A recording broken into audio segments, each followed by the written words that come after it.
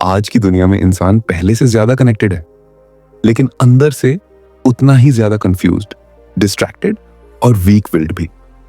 Mobile की screen, social media के endless Scrolls, instant pleasure, porn, junk content, gaming और cheap entertainment, ये सब मिलकर हमारे दिमाग के रिवॉर्ड सिस्टम को हाईजैक कर चुके हैं। द डोपामाइन डिसिप्लिन इसी मॉडर्न मेंटल क्राइसिस पर सीधा वॉर करती है। यह किताब बताती है कि प्रॉब्लम आपकी इंटेलिजेंस नहीं है, प्रॉब्लम आपकी डोपामाइन हैबिट्स है। जब दिमाग को बिना मेहनत बार बार प्लेजर मिलता है, तो वह धीरे धीरे पेन, बोर्डम और डिसिप्लिन को रिजेक्ट करने लगता है। नतीजा, फोकस खत्म, मोटिवेशन वीक और विल पावर कमजोर। जॉन ई स्मिथ इस किताब में डोपामाइन को डीमन नहीं बनाते, बल्कि सिखाते हैं कि डोपामाइन को कंट्रोल कैसे करें, ताकि डोपामाइन आपको कंट्रोल ना करे। यह किताब डिटॉक्स, डिसिप्लिन, क्लैरिटी और इनर स्ट्रेंथ का प्रैक्टिकल ब्लूप्रिंट है, खासतौर पर उन लोगों के लिए जो जानते हैं कि वो बेटर कर सकते हैं लेकिन कर नहीं पा रहे। इस किताब में टोटल 4 चैप्टर्स हैं, पर ये चैप्टर्स सिर्फ पढ़ने के लिए नहीं है। ये आपके दिमाग को दोबारा ट्रेन करने का सिस्टम है। अगर आप इन 4 चैप्टर्स को सिर्फ समझ ही नहीं, बल्कि रियल लाइफ में अप्लाई कर लेते हो, तो बिलीव मी, आप दुनिया को नहीं, लेकिन खुद को पूरी तरह कंट्रोल करना सीख जाओगे। इस जर्नी में आप सीखेंगे फोकस कैसे स्ट्रांग बनाया जाता है, विल पावर को कैसे ट्रेन किया जाता है, लेजीनेस, डिस्ट्रैक्शन और एडिक्शन से कैसे बाहर निकला जाता है, और सबसे इंपॉर्टेंट, अपने दिमाग को अपनी साइड कैसे लाया जाता है। ये बुक कोई फेक मोटिवेशन नहीं देती, ये देती है रियल मेंटल पावर। क्योंकि जब दिमाग कंट्रोल में आ जाता है, तो लाइफ ऑटोमेटिकली कंट्रोल में आने लगती है। अगर आप सच में चेंज चाहते हो, अंदर से स्ट्रांग बनना चाहते हो और डोपामाइन के स्लेव नहीं, उसके मास्टर बनना चाहते हो, चलिए शुरू करते हैं। चैप्टर 1, डोपामाइन क्या है और ये आपको कैसे फंसाता है। ज्यादातर लोग जब डोपामाइन शब्द सुनते हैं तो उनके दिमाग में सिर्फ एक ही चीज आती है, खुशी। लेकिन द डोपामाइन डिसिप्लिन यहीं पर पहला झटका देती है। यह किताब कहती है डोपामाइन खुशी नहीं है, डोपामाइन खुशी का लालच है, यानी वो चीज जो आपको एक्शन लेने के लिए उकसाती है। जब भी आप कुछ ऐसा करते हैं जिससे दिमाग को अच्छा लगने की उम्मीद होती है, मोबाइल उठाना, नोटिफिकेशन चेक करना, शॉर्ट वीडियो चलाना, गेमिंग, पोर्न या कोई भी इंस्टेंट मजा, तो असल में आपको मजा बाद में मिलता है, लेकिन डोपामाइन पहले रिलीज होता है। दिमाग कहता है ये करो, अच्छा लगेगा, और यही एंटीसिपेशन सबसे खतरनाक हिस्सा है। डोपामाइन का लूप कैसे बनता है? पहली बार क्यूरियोसिटी, दूसरी बार हैबिट, तीसरी बार डिपेंडेंसी और फिर एडिक्शन। धीरे धीरे दिमाग सीख लेता है कि एफर्ट क्यों करे जब प्लेजर बिना एफर्ट मिल रहा है। यहीं से डाउनफॉल शुरू होता है।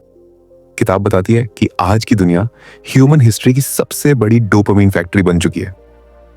हर ऐप, हर नोटिफिकेशन, हर स्क्रॉल आपका ध्यान नहीं, आपका डोपामाइन जाता है। और जब डोपामाइन कंट्रोल से बाहर जाता है, तो इंसान कंट्रोल से बाहर चला जाता है। फोकस क्यों मर जाता है? जब दिमाग को हर 10 से 15 सेकंड में नया स्टिमुलस मिलने लगे, तो वह डीप फोकस करना भूल जाता है। आप किताब खोलते हो, 5 मिनट में बोर्डम, काम शुरू करते हो, 10 मिनट में डिस्ट्रैक्शन। प्रॉब्लम इंटेलिजेंस नहीं है, प्रॉब्लम ट्रेनिंग है। दिमाग को चीप डोपामाइन की ट्रेनिंग मिल चुकी है। विल पावर क्यों काम नहीं करती? जॉन ई स्मिथ साफ कहते हैं विल पावर अनलिमिटेड नहीं होती।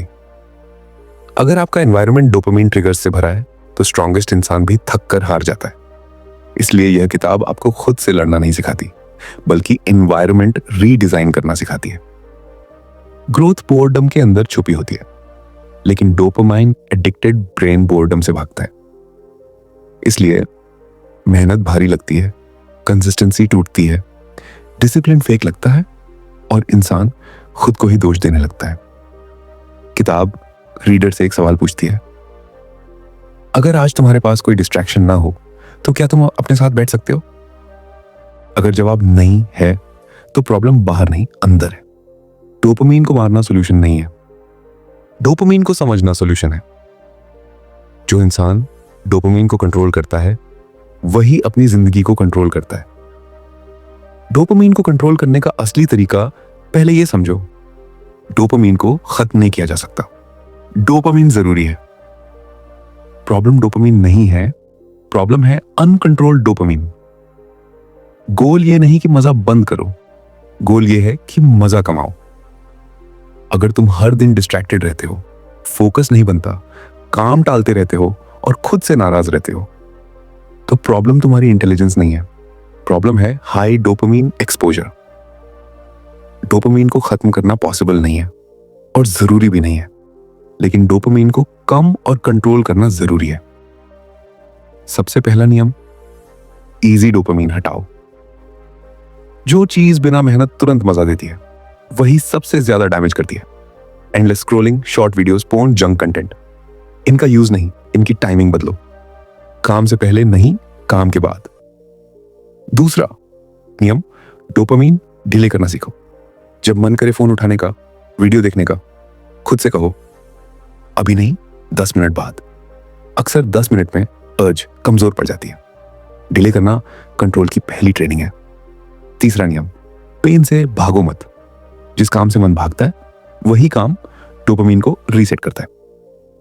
एक्सरसाइज, डीप वर्क, पढ़ाई, डिसिप्लिन, ये शुरुआत में अनकंफर्टेबल लगते हैं, लेकिन यहीं से स्ट्रॉन्ग डोपामीन बनता है। चौथा नियम, चीप डोपामीन को अर्न्ड डोपामीन से बदलो। लाइक्स, स्क्रॉल, एंटरटेनमेंट, ये चीप डोपामीन है। प्रोग्रेस, स्किल, एफर्ट, ये अर्न्ड डोपामीन है। रूल साफ है, मजा पहले नहीं, मजा काम के बाद। पांचवा नियम, एनवायरनमेंट को कंट्रोल करो। विल पावर भरोसे की चीज नहीं है, एनवायरनमेंट भरोसे की चीज है। फोन दूर रखो, एप्स लिमिट करो, डिस्ट्रैक्शन आंखों से हटाओ। जब टेम्पटेशन सामने नहीं होगा तो डोपामीन अपने आप कम होगा। छठा नियम, बोर्डम सहना सीखो। बोर्डम कोई दुश्मन नहीं है, बोर्डम सिग्नल है कि दिमाग हील हो रहा है। उस पर फोन मत उठाओ, बैठे रहो, सोचो, लिखो, यहीं फोकस वापस आता है। सातवां और आखिरी नियम, आइडेंटिटी बदलो। खुद से कहो मैं वो इंसान हूं जो डिस्ट्रैक्शन के बावजूद काम करता है। जब आइडेंटिटी बदलती है तो हैबिट्स अपने आप बदलती हैं। अगर तुम डोपामाइन को कंट्रोल नहीं करोगे तो डोपामीन तुम्हें कंट्रोल करेगा। डोपामीन कम करना कोई एक दिन का काम नहीं है, ये एक सिस्टम है, एक लाइफस्टाइल है। और अगर तुम इसे समझ गए तो जिंदगी अपने आप क्लियर होने लगती है। चैप्टर 2, डोपामीन डिटॉक्स, दिमाग को रीसेट कैसे किया जाता है। पिछले चैप्टर में हमने समझा कि डोपामीन क्या है और कैसे वो हमें बस एक बार और कहकर फंसाता है। अब सवाल यह है, अगर दिमाग डोपामीन का आदी हो चुका है तो उससे बाहर कैसे निकला जाए। यहीं से शुरू होता है डोपामाइन डिटॉक्स। डोपामाइन डिटॉक्स का मतलब पहाड़ों में चले जाना नहीं है, फोन तोड़ देना नहीं है, दुनिया छोड़ देना नहीं है। डोपामाइन डिटॉक्स का मतलब है दिमाग को फिर से नॉर्मल पर लाना, इतना ही। आज दिमाग की हालत ऐसी हो गई है कि उसे हर थोड़ी देर में कुछ नया चाहिए, नया वीडियो, नया नोटिफिकेशन, नया मजा। और जब ये नहीं मिलता तो बेचैनी होने लगती है। यही बेचैनी डिटॉक्स का पहला सिग्नल है। डिटॉक्स क्यों जरूरी है? जब डोपामाइन लगातार हाई रहता है तो दिमाग का बेस लाइन बिगड़ जाता है। जो चीज पहले अच्छी लगती थी अब बोरिंग लगती है। काम, पढ़ाई, मेहनत सब भारी लगने लगता है। डिटॉक्स का मकसद यही है, बेस लाइन को नीचे लाना, ताकि छोटी चीजों में भी संतोष महसूस हो। डिटॉक्स की शुरुआत कहां से होती है? डिटॉक्स बाहर से नहीं, अंदर से शुरू होता है। सबसे पहले तुम्हें यह मानना पड़ेगा, हाँ मेरा दिमाग ओवर स्टिमुलेटेड है। जब तक तुम प्रॉब्लम एक्सेप्ट नहीं करोगे सॉल्यूशन काम नहीं करेगा। Step 1, high dopamine. ट्रिगर्स पहचानो। हर इंसान के ट्रिगर्स अलग होते हैं। किसी के लिए शॉर्ट वीडियोस, किसी के लिए सोशल मीडिया, किसी के लिए गेमिंग या पोर्न। डिटॉक्स की शुरुआत होती है इन ट्रिगर्स को पहचानने से। खुद से पूछो, कौन सी चीज मुझे बिना वजह बार बार खींचती है? यही तुम्हारा ट्रिगर है। स्टेप 2, सडन क्विट नहीं, कंट्रोल्ड डिस्टेंस किताब साफ कहती है। सडन क्विट ज्यादातर फेल होता है, इसलिए रूल ये नहीं है कि सब बंद कर दो।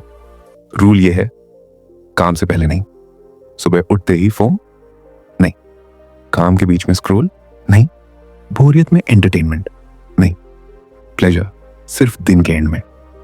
Step 3, time blocking. दिमाग को स्ट्रक्चर दो। डिटॉक्स का सबसे पावरफुल टूल है स्ट्रक्चर। जब दिमाग को पता होता है कि कब काम करना है और कब आराम, तो एंग्जाइटी कम हो जाती है। सिंपल रूल, तय समय पर काम, तय समय पर ब्रेक, तय समय पर स्लीप कैओस डोपामाइन बढ़ाता है। स्ट्रक्चर डोपामाइन कम करता है। Step 4, boredom. फेज से मत डरो। डिटॉक्स के 3 से 7 दिन बाद एक फेज आता है जहां सब कुछ बेकार लगने लगता है, मन नहीं लगता, काम में मजा नहीं आता। यही वो फेज है जहां ज्यादातर लोग टूट जाते हैं। लेकिन किताब कहती है, अगर तुम बोर्डम सह गए तो तुम जीत गए। बोर्डम मतलब दिमाग रीसेट हो रहा है। स्टेप 5, एम्प्टी टाइम को भरना जरूरी है। डिटॉक्स का मतलब खाली बैठना नहीं है। अगर तुम डोपामाइन हटाओगे और कुछ डालोगे नहीं, तो दिमाग पुरानी आदतों में लौट जाएगा। इसलिए रिप्लेस करो। Walking, writing, reading, light exercise, silent thinking. ये लो डोपामाइन एक्टिविटीज हैं, लेकिन लॉन्ग टर्म में दिमाग को मजबूत बनाती है। Step 6, pain plus action equals healing. Detox में एक चीज कॉमन है, डिस्कंफर्ट।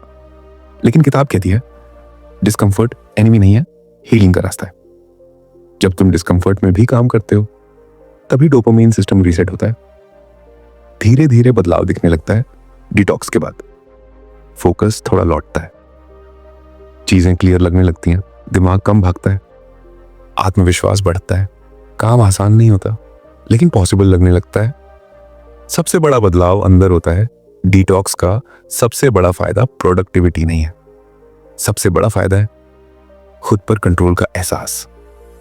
जब तुम जानते हो कि तुम अपने अर्ज को ना कह सकते हो, तो तुम कमजोर नहीं रहते।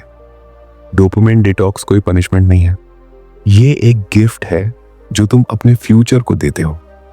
जब दिमाग शांत होता है, तभी क्लैरिटी आती है, और क्लैरिटी के बिना कोई भी डिसिप्लिन टिकता नहीं। चैप्टर 3, डिसिप्लिन और पेन प्रिंसिपल। असली ताकत कहां से आती है? अब तक हमने देखा कि डोपामाइन कैसे दिमाग को ट्रैप करता है और डिटॉक्स से दिमाग को रीसेट कैसे किया जाता है।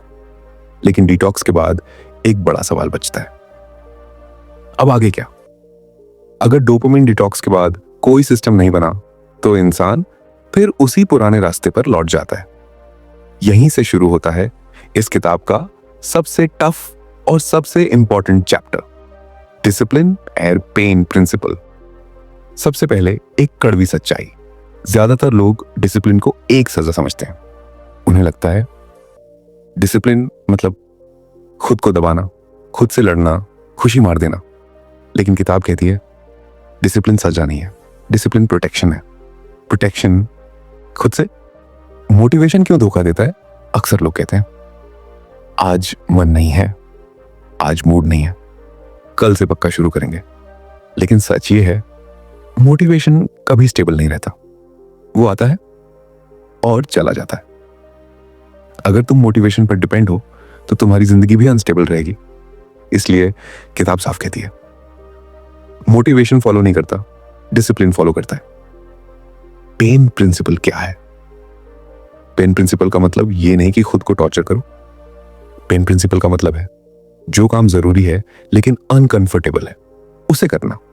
यही वो जगह है जहां डोपामिन वीक पड़ता है और इंसान स्ट्रांग बनता है। पेन से भागने की आदत कैसे बनी? आज की दुनिया ने पेन को एनिमी बना दिया है। थोड़ी बोर्डम, फोन, थोड़ी थकान, एंटरटेनमेंट, थोड़ा स्ट्रेस, डिस्ट्रैक्शन, दिमाग ने सीख लिया जैसे ही डिस्कंफर्ट आए भाग जाओ। और यही आदत फोकस, डिसिप्लिन और ग्रोथ को मार देती है। डिसिप्लिन कैसे बनता है? किताब कहती है डिसिप्लिन बड़े प्रॉमिसेस से नहीं, छोटे रूल्स से बनता है। रूल्स जैसे तय समय पर उठना, बिना मूड देखे काम शुरू करना, काम पूरा होने तक डिस्ट्रैक्शन बंद रखना, थकान के बावजूद मिनिमम एफर्ट देना।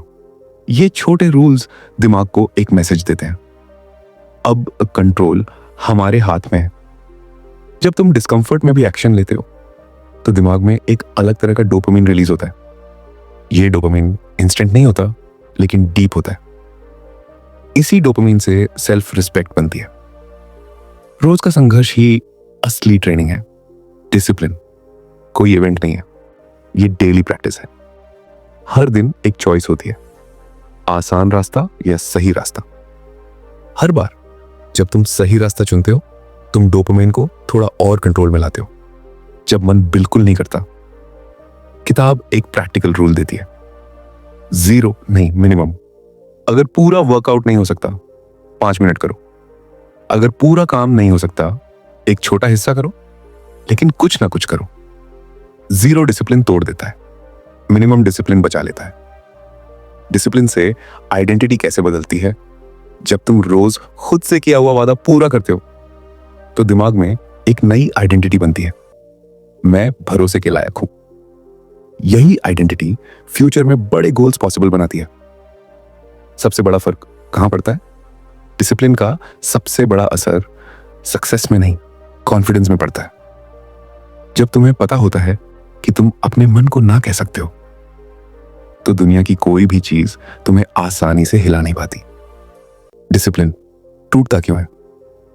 किताब साफ कहती है, डिसिप्लिन तब टूटता है जब एक्सपेक्टेशंस बहुत बड़ी और सिस्टम्स बहुत कमजोर होते हैं। इसलिए गोल्स छोटे रखो, प्रोसेस स्ट्रांग रखो, कंसिस्टेंसी पर फोकस रखो। परफेक्ट बनने की कोशिश डिसिप्लिन को मार देती है। पेन को दोस्त बनाओ, पेन हमेशा रहेगा। फर्क बस इतना है, या तो पेन तुम्हें कमजोर करेगा या पेन तुम्हें मजबूत करेगा। चॉइस तुम्हारी है। जो पेन से भागता है वो डोपामिन का स्लेव बनता है। जो पेन को एक्सेप्ट करता है वो अपनी जिंदगी का मास्टर बनता है। डिसिप्लिन कोई टैलेंट नहीं है, ये एक स्किल है, और हर स्किल की तरह इसे भी प्रैक्टिस से मजबूत किया जाता है। अगर तुम रोज थोड़ा सा पेन चुन लेते हो तो जिंदगी में बहुत सारा पेन अपने आप कम हो जाता है। डोपामिन को कंट्रोल करने का सबसे स्ट्रांग तरीका है डिसिप्लिन के साथ जीना, भले ही मन न करे। यही वो रास्ता है जहां डिस्ट्रैक्शन खत्म होता है और डायरेक्शन शुरू होती है। चैप्टर 4, आइडेंटिटी, कंट्रोल और लॉन्ग टर्म क्लैरिटी। अब तक तुमने ये समझ लिया है कि डोपामिन कैसे ट्रैप करता है, डिटॉक्स कैसे किया जाता है, और डिसिप्लिन पेन के रास्ते कैसे मजबूत बनता है। लेकिन अब आखिरी सवाल बचता है, ये बदलाव टिकेगा कैसे? क्योंकि सच्चाई ये है, ज्यादातर लोग शुरुआत तो कर लेते हैं, लेकिन कुछ हफ्तों बाद फिर पुराने पैटर्न में लौट जाते हैं। यहीं से शुरू होता है इस किताब का आखिरी और सबसे powerful chapter, identity and control. असली खेल हैबिट्स का नहीं, आइडेंटिटी का है। किताब एक बहुत गहरी बात कहती है, तुम वो नहीं बनते जो तुम करना चाहते हो, तुम वो बनते हो जो तुम खुद को मानते हो। अगर तुम खुद को अंदर से डिस्ट्रैक्टेड इंसान मानते हो तो डिसिप्लिन टिकेगा नहीं। अगर तुम खुद को वीक विल पावर वाला इंसान मानते हो तो डिटॉक्स टूट जाएगा। इसलिए असली बदलाव हैबिट से नहीं, आइडेंटिटी से शुरू होता है। जब तुम ये कहना शुरू करते हो, मैं वो इंसान हूं जो बोर्डम में भी बैठ सकता है, मैं वो इंसान हूं जो मन ना होने पर भी काम करता है, मैं वो इंसान हूं जो अपने अर्ज को कंट्रोल कर सकता है, तो दिमाग धीरे धीरे इस नई पहचान को सच मानने लगता है और फिर एक्शंस अपने आप अलाइन होने लगते हैं। कंट्रोल का मतलब सप्रेशन नहीं है। बहुत लोग सोचते हैं कंट्रोल मतलब खुद को दबाना, लेकिन किताब साफ कहती है कंट्रोल का मतलब है चॉइस होना। जब तुम चाहो तब ना कह सको, यही असली कंट्रोल है। अगर फोन तुम्हें चलाए तो वो एडिक्शन है, अगर तुम फोन चलाओ और रख सको तो वो फ्रीडम है। लॉन्ग टर्म क्लैरिटी कैसे बनती है? क्लैरिटी अचानक नहीं आती, क्लैरिटी धीरे धीरे बनती है। जब डोपामाइन कम होता है तो नॉइज कम होता है, जब नॉइज कम होता है तो सोच साफ होती है, जब सोच साफ होती है तो डिसीजंस आसान होते हैं, और जब डिसीजंस आसान होते हैं तो जिंदगी हल्की लगने लगती है। टाइम के साथ क्या बदलता है? किताब बताती है 30 दिन बाद तुम्हें लगेगा दिमाग थोड़ा शांत है। 60 दिन बाद तुम नोटिस करोगे फोकस बढ़ा है। 90 दिन बाद तुम खुद को पहचान नहीं पाओगे। तुम ज्यादा ग्राउंडेड होगे, ज्यादा कॉन्फिडेंट होगे, ज्यादा प्रेजेंट होगे। कोई जादू नहीं, बस डोपामाइन कंट्रोल का असर। रिलैप्स आए तो क्या करें? रिलैप्स फेलियर नहीं है, रिलैप्स रिमाइंडर है। अगर कभी फिर ज्यादा स्क्रॉल हो गया, फिर डिस्ट्रैक्शन बढ़ गया, तो खुद को दोष मत दो, बस वापस सिस्टम पर आ जाओ। किताब कहती है परफेक्शन नहीं, रिटर्न स्पीड मैटर करती है। जब आइडेंटिटी बदल जाती है तो डिसिप्लिन भारी नहीं लगता, क्योंकि अब तुम कुछ बनने की कोशिश नहीं कर रहे, तुम वही जी रहे हो जो तुम हो। यहीं से डोपामाइन सच में कंट्रोल में आता है। डोपामाइन को कंट्रोल करना कोई टेम्पररी चैलेंज नहीं है, ये एक वे ऑफ लिविंग है। जब तुम क्लैरिटी चुनते हो तो डिस्ट्रैक्शंस अपने आप पीछे छूट जाता है। अगर तुम यहां तक सुन रहे हो तो इसका मतलब तुम सिर्फ एंटरटेनमेंट नहीं ढूंढ रहे, तुम कंट्रोल ढूंढ रहे हो, क्लैरिटी ढूंढ रहे हो, खुद को वापस पाना चाहते हो। द डोपामाइन डिसिप्लिन कोई मोटिवेशनल किताब नहीं है, ये एक मिरर है। ये दिखाती है कि तुम कहां फंसे हो और बाहर निकलने का रास्ता भी देती है। अगर तुम डोपामाइन को कंट्रोल कर लोगे तो डिस्ट्रैक्शन खुद ब खुद कम हो जाएगा, और जब डिस्ट्रैक्शन कम होता है तो जिंदगी साफ दिखने लगती है। याद रखो, जो इंसान अपने दिमाग को कंट्रोल करता है वही इंसान अपनी जिंदगी को कंट्रोल करता है।